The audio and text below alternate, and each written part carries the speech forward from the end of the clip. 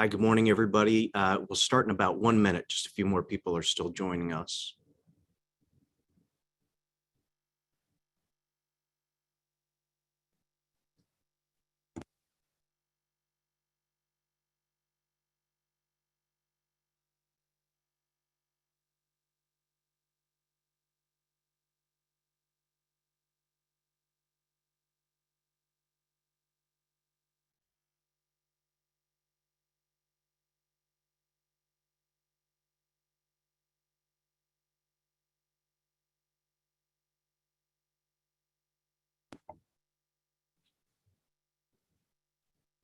Hi, good morning, everybody. I'm Jamie Cox. I'm the CEO of the United Way of Northern New York.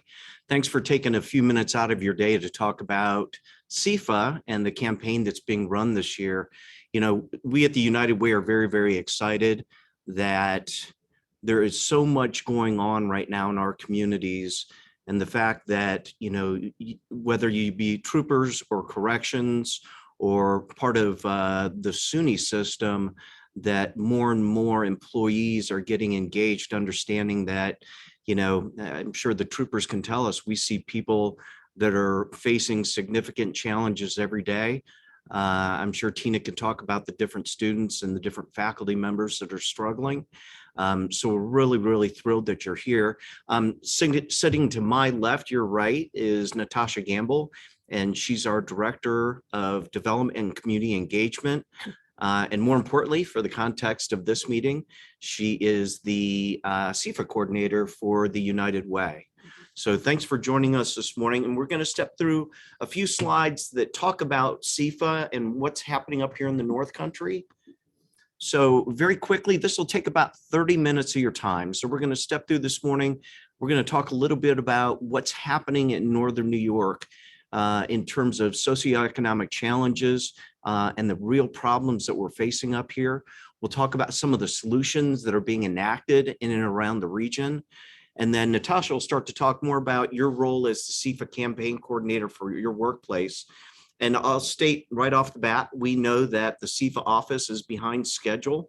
They're in Albany and getting the SEFA materials out to you, and whether that be the booklets, the pledge cards, posters, etc.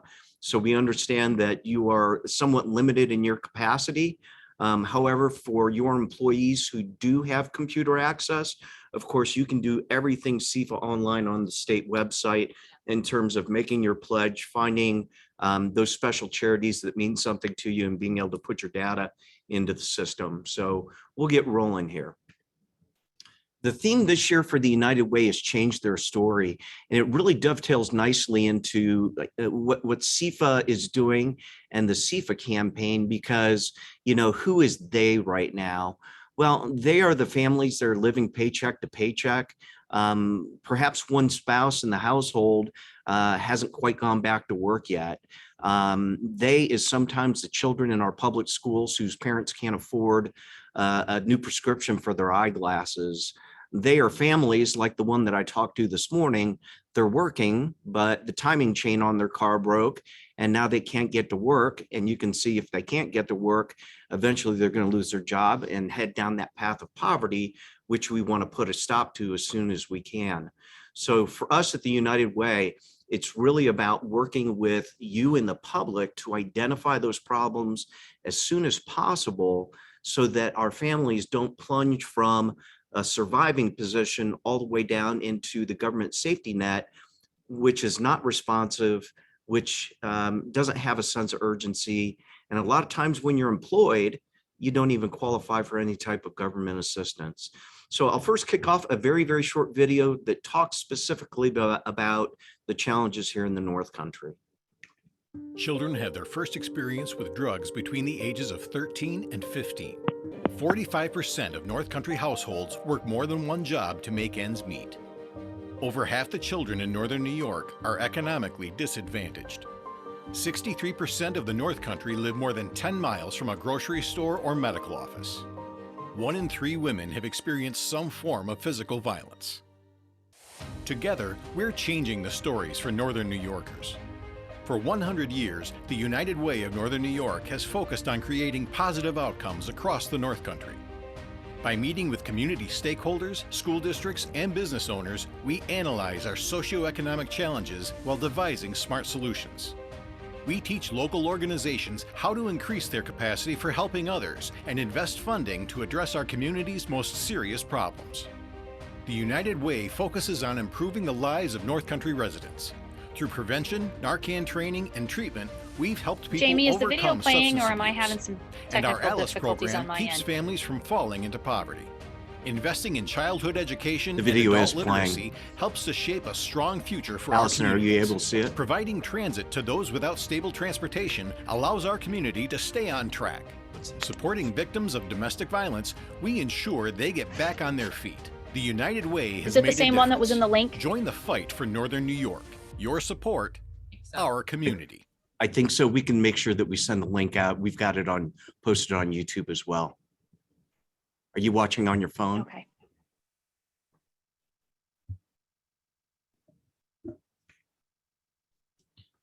So, I think I'm speaking to a very informed group this morning because all of you work as part of our state government, and each of you sees a different segment of our communities, whether it be from a law enforcement perspective, whether it be part of Tug Hill Commission, or through the lens of not only the students at our SUNY schools, but also the employees who work there.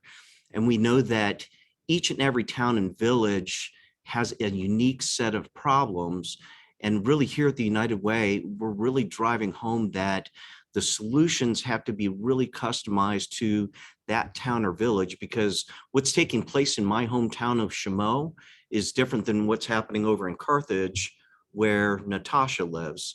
And certainly for the troopers who are on the road, the differences from village to village, town to town, as you go and see either different problems or different capability sets they have to address problems that are happening in those communities. Last year when I sat here in front of you, we were in a very, very different position, right? The pandemic was only a few months old. And honestly, at that point, we were all worried about keeping people alive. It was food, clothing, and shelter last year at this point in time. Whether it be through the first CARES Act, which passed under the Trump administration, or the American Recovery Plan Act under the Biden administration, right now there is more federal money in our safety net systems than we've ever seen in our lifetimes. So whether you're talking about SNAP benefits, rental assistance, utility assistance, there is more money in those programs, which allows the United Way and other organizations to start focusing on a higher level of care. So whether we're talking about community level mental health, more than just individuals, or we're talking about building capacity in our medical systems and our first responders, the United Way is really addressing our problems much differently this year than we were last year. Some very quick maps for you, and all of you are based in different locations, so this map means something different to each of you. The small area income poverty estimate is essentially broken down by school district. Natasha will send out this PowerPoint so that you can read, but it's broken out by school districts. The darker the color, the more poverty that's in that school district. So for all the troopers on the call, for those of you who live in St. Lawrence County, those of you who live in Lewis County or Jefferson County, you can see where different pockets of poverty exist up here in the North Country. And this is a very just generic indicator. One piece of data that I study month to month is called the Social Vulnerability Index, or the SVI. It includes 15 different variables that assesses every single house per the US Census. So we're able to look at income. We're able to look at the race and ethnicity of a household. We're able to look at who lives in that house. And then not only what type of house, but where is it located? Is it urban or is it rural? When you take all these and put it on a scoreboard and then put it on a map, it presents to you two maps that are up here in front of you now. The left one, which is just red and green, is simply binary. Red means you're vulnerable, green means you're not vulnerable. Over on the right-hand side, it's broken down by zip code. So based on where you live, or perhaps where your barracks are, or your school is, or your area of responsibility working for the state, the darker the red, the more challenging, the more vulnerable those residents are. And I don't think there's any surprise to anybody up here. We know where poverty exists in northern New York, but when we really start to take a hard look at data, we can start to understand it more and more in terms of applying the right solutions. The last one I'm going to show you, and this is the final chart, when we talk about the digital divide, for those of you who are on the road as part of your jobs, you know that there are certain regions that you go into that your cell phones aren't picking up any signal or very little signal. And the green areas on this map show where the broadband internet gaps are. So, while COVID really accelerated our communities and our culture in terms of being able to do things like we're doing right now with digital interaction, when you think about something like telehealth, if you live in those green regions, you're probably not meeting with your doctor via the internet. So we have to understand that, that digital divide is real in terms of whether we're talking about getting them medical information or we're talking about getting them safety information. It's just much harder to reach people who live in these particular regions. Very quickly, I want to talk to you about some smart things that are happening in northern New York, and you as first responders, you as state employees, these tools are at your disposal as well. And the first one is ALICE. ALICE is asset limited, income constrained, employed. And how to think of ALICE, those are families that live paycheck to paycheck. And so in your mind's eye, who is ALICE? Alice is probably the lady who checked you out at the grocery store when you bought groceries last. Alice is that young waiter who served you the last time you stopped out for a meal. When you take a look at schools, sometimes Alice is working in food service or custodial service, or maybe up at one of the SUNYs, they're in buildings and grounds. So we all know Alice. They're our neighbors, their family, their friends. They're the families that play that shell game, right? That whenever a bill is due, they know which company has a grace period of 5 days, which company has a grace period of 7 days, and they're constantly moving to survive. But the key here is they're working 1 to 2 jobs to try to make ends meet. They're doing the right thing. This year, the United Way is partnering with virtually every single school district in northern New York.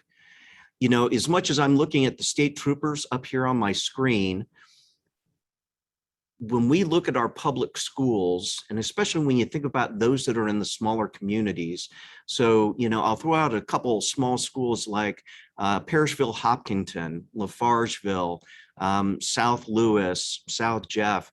In those schools where you have K through 12 and it's 300 or 400 kids, the schools have really been the point of the center of the community. So when a family has a problem, the schools usually know about it. And so we're taking advantage of that relationship that the school leadership has with the community, whether it be the superintendent, the principal, the guidance counselors, the teachers, the social workers. And what we're saying is, if you see a problem, solve a problem.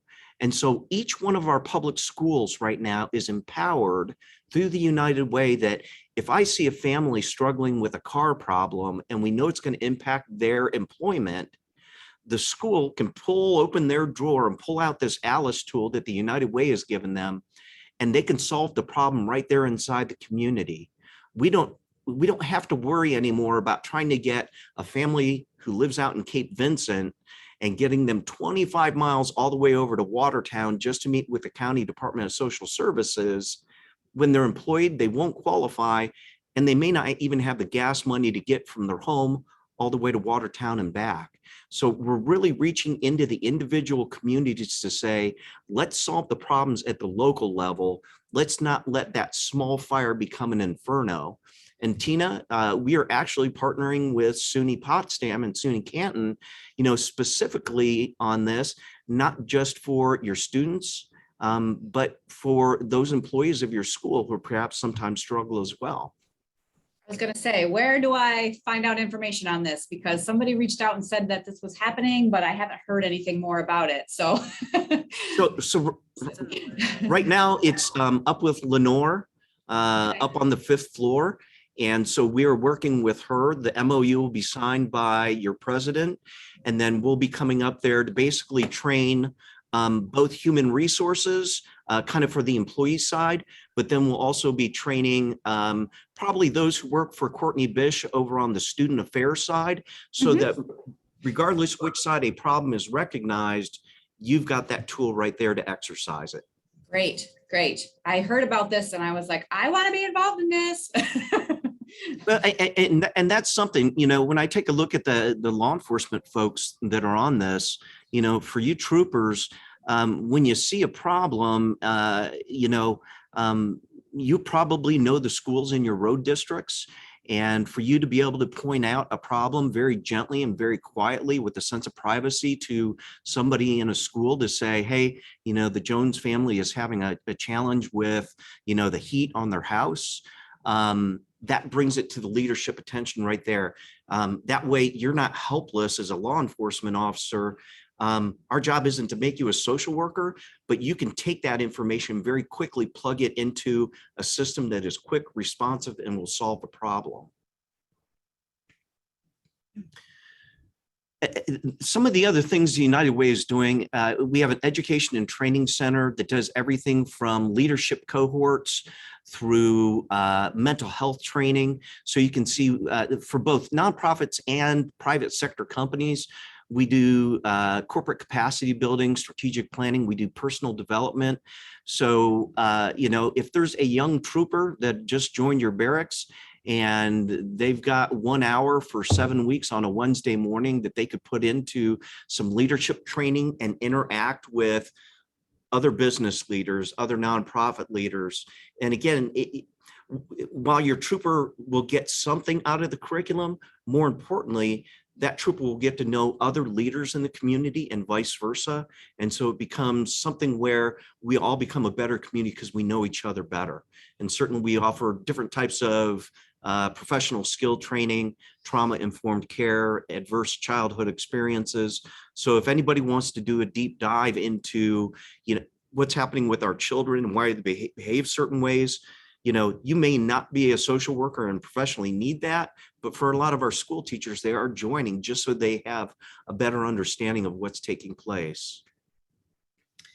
The last thing I'll talk about for the United Way is we just recently won a Food Policy Council grant from the U.S. Department of Agriculture.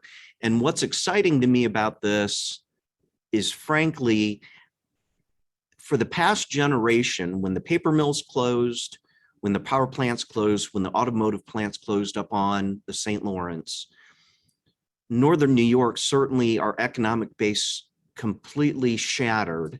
And we saw our poverty rates and our food insecurity rates jump up to 25, 30%.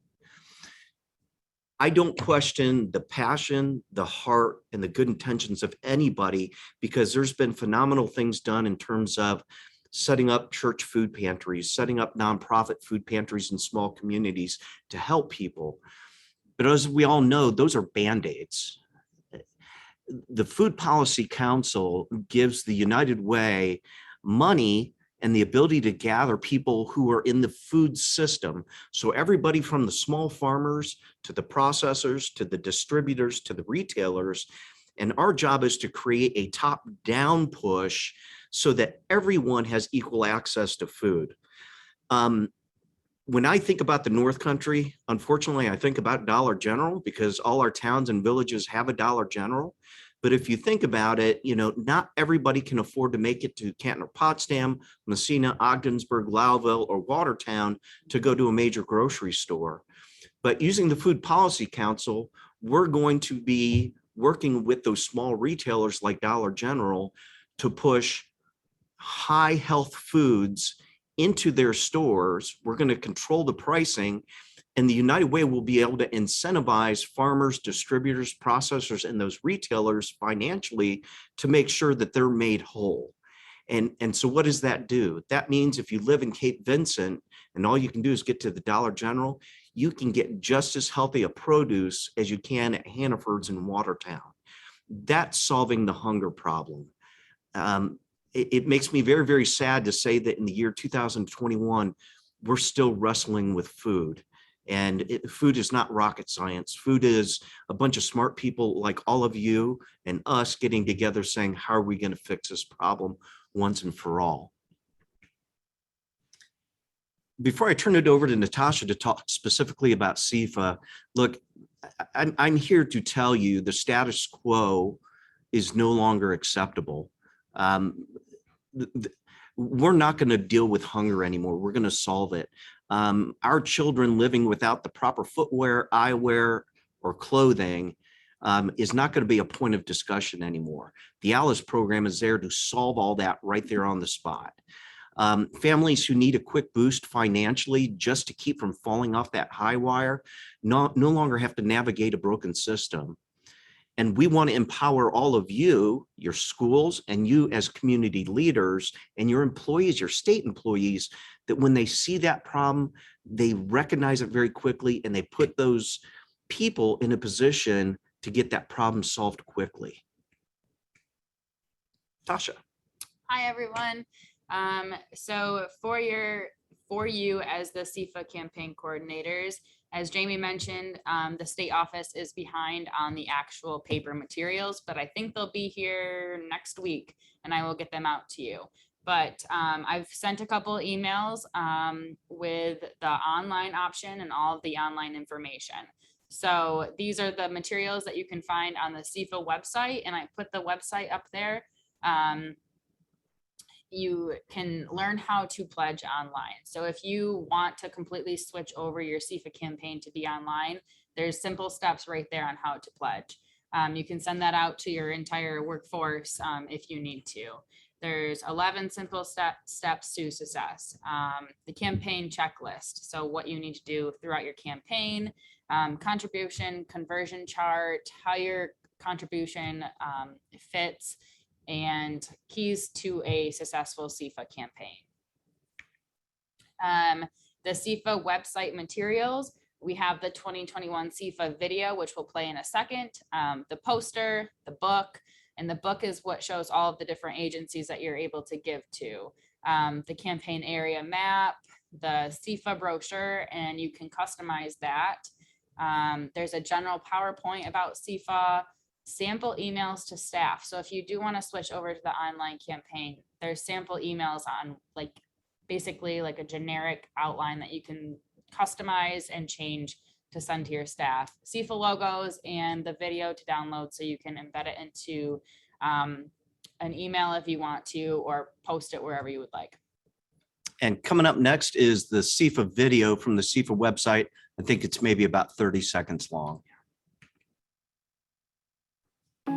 As we continue to move forward, the needs of our community persist.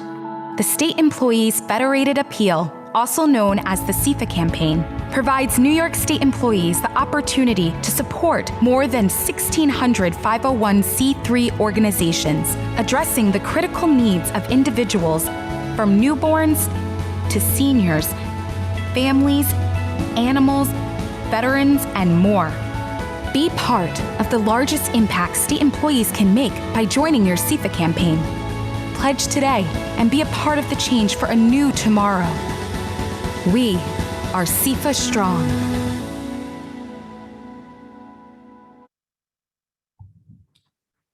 So another thing I want to mention is on the SEFA website, when you go to that, to get all of the different documents, all you have to do is go to the managers and volunteers tab. And once you click on that, all the things I just mentioned will pop up for you. United Way's website. Jamie played the video. We have our brochure on the website that you can download and print or email out to your staff. We have the poster, which is the Change Their Story. And if you would like any of these hard copies, please let me know. I did ask you back in, I think, June or July when I sent out the email to get your material orders. And most of you said that you want some, but if you would like the poster or the brochure that's designated for your United Way, just let me know. United Way staff, and thanks for Allison Andrews for putting this video together. We created a video on 8 fun ways to fundraise. And Jamie, I think you can play that if you want. United Way of Northern New York staff would like to give you 8 fun ways to raise funds for your United Way campaign. You could host a Spirit Week. Use this high school or college throwback for a full week of fun. Pay a set amount of money to participate in either a crazy hair day, jersey day, hat day, opposite day. You get the idea. If needed, this could be held virtual too. Hold the dress up day. Charge your donation to wear your best suit, favorite dress, or trendiest tie. We were all stuck in cozy quarantine clothes for so long. Change it up and dress up. Do a special delivery. Have your company executive director deliver lunch to the highest donor in the company. Jeans Day. Have a casual Friday or Monday. Everyone gives at least $1 to wear jeans. This is an easy one. Host a department challenge. Challenge internal departments with prizes for most United Way campaign donors. Highest increase in average gift or first department to complete donations to United Way wins. I'm a pet person. Are you? Hold a cutest pet contest. Print and post photos on a board and send via email and have people vote with dollars on the cutest furry friends. Lunchtime bingo. Play bingo at lunchtime on your chosen day and charge for each card and offer prizes for winners. Do a candy count. Pack a candy jar full and charge a small donation to guess the count. The winner gets the large jar of candy, so make it yummy. This can also be done virtually. We greatly appreciate all of your support. If you have any questions regarding your United Way campaign, please don't hesitate to reach out. Thank you.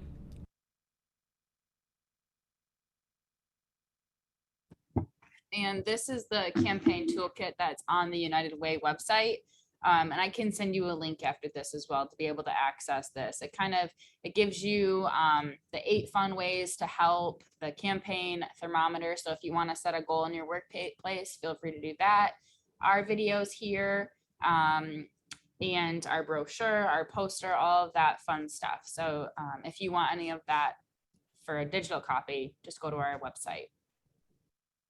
And then I do want to mention quickly that campaign presentations and pre-recorded videos, Jamie is more than happy to come into your workplace. We do have a couple set up. I think we're going to Governor Correctional and a couple up in Ogdensburg. So if you would like Jamie to come in and do a campaign presentation and make it easier on you, he's more than happy to.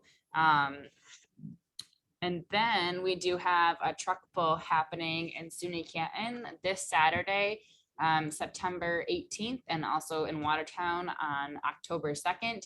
We're celebrating 100 years of United Way for pulling for Northern New York families. And Jamie, you want to talk more on that? Sure. So the truck pull event, it is teams of 10 individuals.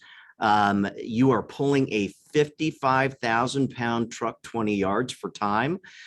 Tina, no shaking your head because it is getting the right people together. Much like a golf tournament, we put a handicap on it so that every team is equal. We actually put a whole team on a scale, and your pull time is multiplied by your team weight.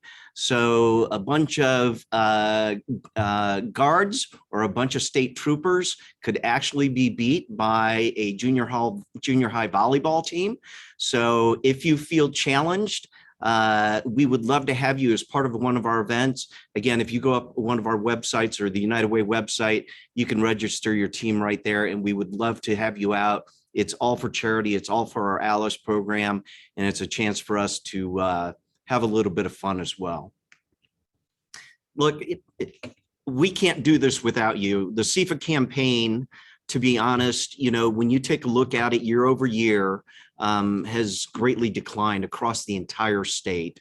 And so, whether it was challenges last year in getting SEFA materials out, and I think that the SEFA coordinator at the state last year had some health issues, whatever challenges, what we're asking is this: look, for those of us and some of you and your employees who've been lucky enough through all of COVID to have job security and to be able to still do what we need to do and support our families, there's an equal number out there or greater that haven't been able to do that. And we would be honored, to support you in any way, to talk to your employees about what's happening with our neighbors, our family, and our friends up here in the North Country. As Natasha pointed out, I do customized videos, so kind of about an 8-minute version of what I just gave you, but it's directed specifically at your employees. So whether you're at a college, you're at a public school, you're with a corrections facility, or a certain barracks with the troopers, we have the ability to talk about your neighborhoods, your workplace, your work area, and what's happening. And we put it right up on YouTube and give you a link, and your people can see what's going on in and around them so they can make smart decisions about where they want to invest their money into their community through the SEFA campaign. But you as the coordinators, thank you for volunteering your time. I don't know anybody that probably just sticks their paw up randomly to say, give me more responsibility without more pay. But thank you for being part of this very, very important program for the state of New York. The United Way is also in those charity books. We've got 2 different codes. We've got a code for those of you up in St. Lawrence County and a code for those who live in Jefferson and Lewis County. And we certainly support any nonprofit's mission up here, especially those that provide human services. So it's not just giving to the United Way, it's giving to something that means something to your heart, something that you're passionate about, and you know that that organization is really making a difference in the community. So thank you for your time this morning. I'll stop right here and ask, do you have any questions for Natasha and I?